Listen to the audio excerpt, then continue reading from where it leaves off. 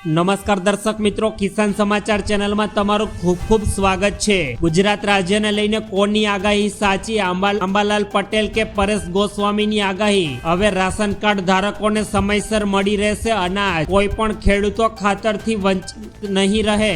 ગુજરાતના દરેક ખેડૂતો માટે 56,000 રૂપિયાનું દેવું? પાન કાર્ડ બંધ મોટો નિર્ણય?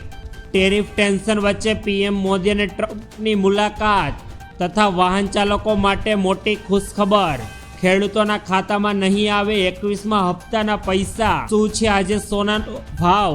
અને પતિ પત્ની બંનેને મળશે 10,000 રૂપિયાનું પેન્શન। આ તમામ નાના મોટા સમાચાર જાણીએ તે પહેલા કિસાન સમાચાર ચેનલમાં નવા હોય તો ચેનલને સબસ્ક્રાઇબ કરીને વિડીયો લાઈક કરી દેજો। આજના સૌથી મોટા સમાચાર। હવામાન વિભાગની મોટી આગાહી, ગુજરાતના દરેક વાસીઓ સાવધાન। હવામાન વિભાગ દ્વારા અત્યારે ગુજરાત રાજ્યને લઈને મોટી આગાહી વ્યક્ત કરવામાં આવી, જેમાં 15 ઓગસ્ટથી ગુજરાત રાજ્યમાં ભારે વરસાદ નવો રાઉન્ડ શરૂ થાય તેવી શક્યતાઓ દર્શાવવામાં આવી રહી છે। અત્યારે સાતમ આઠમના તહેવાર પર અત્યારે દક્ષિણ ગુજરાત, પૂર્વ ગુજરાત અને સૌરાષ્ટ્રના વિસ્તારોમાં ભારે વરસાદ થઈ શકે।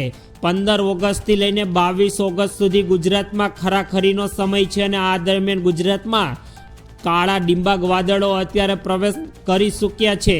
રાજ્યમાં ભારે વરસાદ પડશે। કચ્છ અને તેની આસપાસના વિસ્તારોમાં અત્યારે સક્રિય થયેલું અપર એર સાયક્લોનિક સર્ક્યુલેશન છે જે આ વરસાદનું મુખ્ય કારણ બનવાનું છે, અથવા આ સિસ્ટમને કારણે અત્યારે ભેજવાળા પ્રમાણમાં વધારો થયો છે, જેને કારણે અત્યારે ગુજરાતમાં ભારે વરસાદ પડવાનો છે। ત્યારબાદ હવામાન વિભાગ બાદ અત્યારે પરેશ ગોસ્વામી દ્વારા પણ અત્યારે મોટી આગાહી કરવામાં આવી। પરેશ ગોસ્વામી દ્વારા જન્માષ્ટમી પર મોટી વરસાદની આગાહી કરવામાં આવી છે। હવામાન શાસ્ત્રી અને નિષ્ણાત પરેશ ગોસ્વામી દ્વારા જન્માષ્ટમી પર વરસાદ થવાની આગાહી વ્યક્ત કરવામાં આવી અને તેમણે જણાવ્યું છે કે બંગાળની ખાડીમાં સાયક્લોનિક સર્ક્યુલેશનની અસર શરૂ થઈ ગઈ છે, જેને કારણે 16 થી 22 ઓગસ્ટ સુધી વરસાદી માહોલ ગુજરાતના વાતાવરણમાં જોવા મળવાનો છે।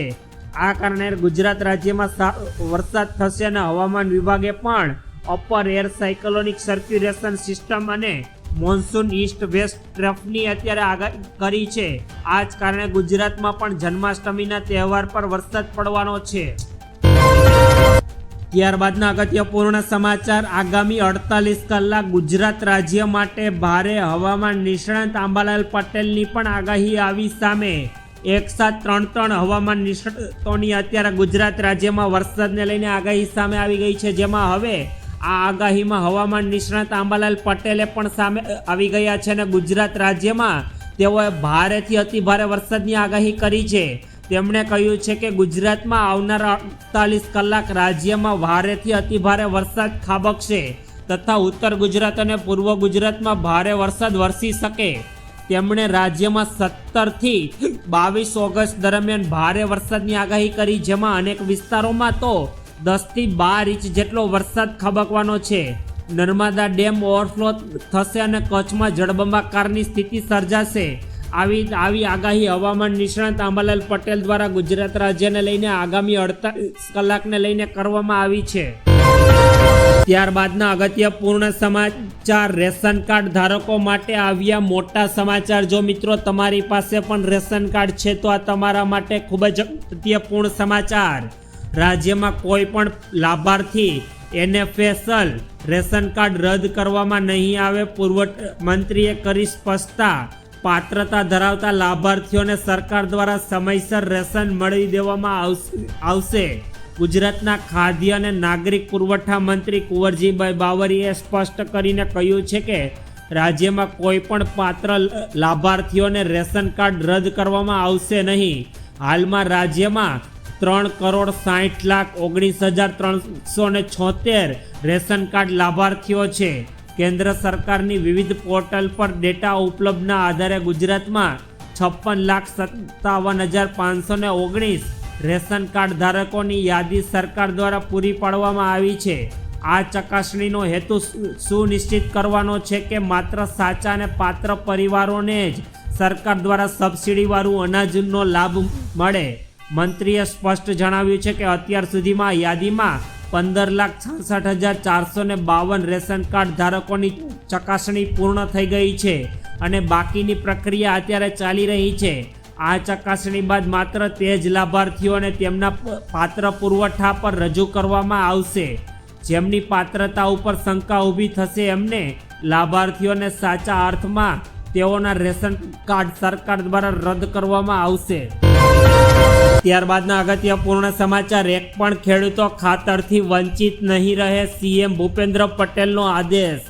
ગુજરાત રાજ્યમાં ખાતરની અછતને કારણે સર્જાયેલી સમસ્યા મુદ્દે મુખ્યમંત્રી શ્રી ભૂપેન્દ્ર પટેલે કેબિનેટની બેઠકમાં કડક વલણ અપનાવ્યું છે. તેમણે મંત્રીઓ અને અધિકારીઓને સ્પષ્ટપણે આદેશ આપ્યા હતા કે કોઈ પણ એક ખેડૂત ખાતરથી વંચિત ન રહે.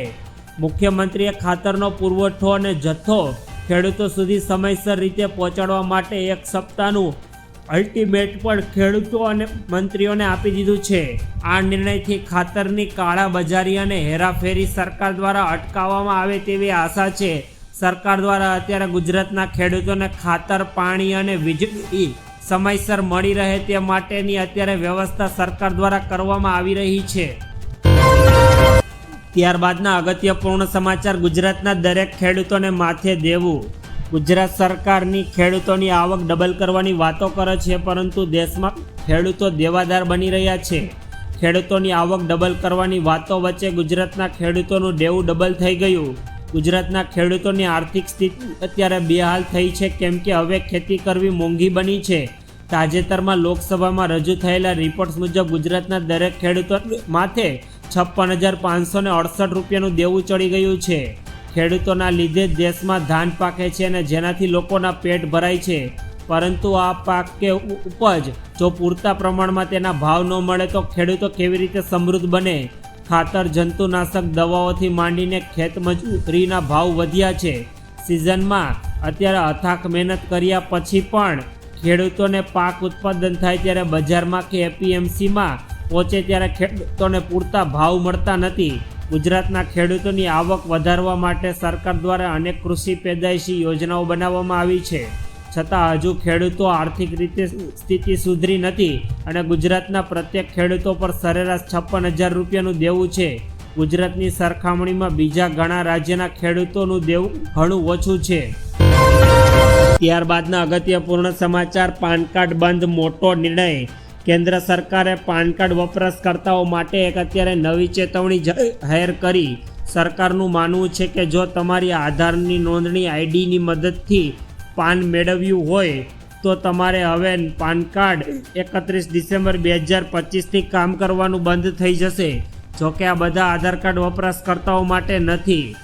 સરકારી સૂચના અનુસાર તમારા પાન કાર્ડ ધારકોએ 1 ઓક્ટોબર 2025થી પહેલાં આધાર માટે અરજી કરવી અને એલોટમેન્ટ આઈડી સાથે પાન કાર્ડ લીધેલું હોય તો તેમને હવે તમારે સ્વતંત્ર રીતે અલગથી બનાવવું પડશે. તમે હવે આવકવેરા વિભાગને પોતાનો આધાર નંબર જણાવવો પડશે અને 3 એપ્રિલ 2025ના રોજ જારી કરેલા એક નોટિફિકેશન અનુસાર આવા તમામ પાન કાર્ડ ધારકો 31 ડિસેમ્બર 2025 સુધીમાં તેમની માહિતી આપવાની રહેશે, નહીંતર તો તેમનું પાન કાર્ડ સરકાર દ્વારા નિષ્ક્રિય કરી દેવામાં આવશે. ત્યારબાદના અગત્યપૂર્ણ સમાચાર. પીએમ મોદી અને ટ્રમ્પની મુલાકાત થઈ શકે છે. વડાપ્રધાન નરેન્દ્ર મોદી સપ્ટેમ્બરમાં યુનાઇટેડ નેશનલ જનરલ એસેમ્બલી UNGAમાં અમેરિકા જઈ શકે છે. આ દરમિયાન તેમની ડોનાલ્ડ ટ્રમ્પ વચ્ચે મુલાકાત થઈ શકે અને આ બેઠકમાં તાજેતરમાં ઊભા થયેલા ટેરિફ વિવાદો અને વેપાર સંબંધિત મુદ્દાઓ પર ચર્ચા થઈ શકે છે. જોકે આ બેઠક થશે તે 7 મહિનામાં 2 નેતાઓ વચ્ચે બીજી મુલાકાત હશે. ટ્રમ્પ તો ઈચ્છે છે કે પીએમ મોદી તેમને મળે, પરંતુ પીએમ મોદી હવે જો સપ્ટેમ્બર 2025માં 26 તારીખ દરમિયાન જો અમેરિકા જશે તો અત્યારે પીએમ નરેન્દ્ર મોદી અને અમેરિકન રાષ્ટ્રપતિ ડોનાલ્ડ ટ્રમ્પની મુલાકાત થઈ શકે છે. ત્યારબાદના અગત્યપૂર્ણ સમાચાર. વાહન ચાલકો માટે મોટી ખુશખબર. નોન કોમર્શિયલ વાહન ચાલકો માટે ખુશખબર. નેશનલ એક્સપ્રેસ હાઈવે પર માટેના ફાસ્ટેગ પાસની યોજના 15 ઓગસ્ટથી શરૂ થઈ શકે છે. આ વાર્ષિક પાસની મદદ વાહન ચાલકો વર્ષમાં 200 ટ્રીપ પર કરી શકશે. આ પાસ નોન કોમર્શિયલ વાહન ચાલકો માટે ઘણો ફાયદાકારક હશે. કારણ કે આટલી ટ્રીપ્સ માટેનો ખર્ચ સામાન્ય રીતે આના કરતાં ઘણો વધારે હોય છે. આ ફાસ્ટેગ એક્ટિવ કરવા માટે તમારે national highway authority of India NHAI અને રાજ્ય માર્ગ યાત્રા મોબાઈલ એપનો ઉપયોગ કરવાનો રહેશે. આ પાસ માત્ર 3 દિવસમાં એક્ટિવ થઈ શકે છે. આ નવા નિયમથી લાંબા અંતરની મુસાફરી કરવામાં લોકોને ઘણી મોટી રાહત મળવાની છે. ત્યારબાદના અગત્યપૂર્ણ સમાચાર, ખેડૂતોના ખાતામાં નહીં આવે PM કિસાનના 21મા હપ્તાના પૈસા. ભારત સરકાર દ્વારા પ્રધાનમંત્રી કિસાન સન્માન નિધિ યોજના હેઠળ કરોડો ખેડૂતોને નાણાકીય સહાય આપવામાં આવે છે. સરકાર દ્વારા 2000 રૂપિયાના 3 હપ્તા 6000 રૂપિયા સરકાર દ્વારા લાભ આપવામાં આવે છે.